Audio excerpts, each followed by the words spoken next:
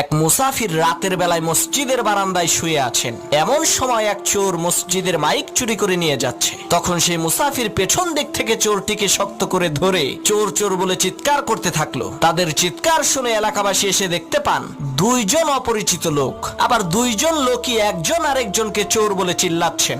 আসলে চোরকে সেটা তো আর এলাকাবাসী জানে না। তখন এলাকাবাসী এই দুইজনকে এলাকার মাতব্বরের কাছে নিয়ে গেল। মাতব্বর বললেন, তোরা দুইজনেই চোর, তোদের শাস্তি হলো সকাল পর্যন্ত তোরা দুইজনে আত্মহত্যায় মারা যাওয়া এই লাশ পাহারা দিবি। আমরা কেউ এই লাশের কাছে থাকবো না। তাদের দুইজনকে লাশের পাশে বেঁধে রাখা হলো। তখন মুসাফির বলছে, আল্লাহ, শেষকালে তুমি আমারে চোর বানাই দিলা। আর সেই চোর বলছে, তুই আমারে ধরলি কেন বল? এই কারণেই তো তুই চোর হইলি। তখন সেই লাশ বলে উঠলো, পাইছি রে পাইছি, আসল চোর রে পাইছি। লাশের কথা শুনে চোর আর মুসাফির প্রচন্ড ভয় পেয়েছে। তখন লাশ বলে উঠলো, আমি মরি নাই, মরার ভান ধরেছিলাম আসল চোরকে ধরার জন্য।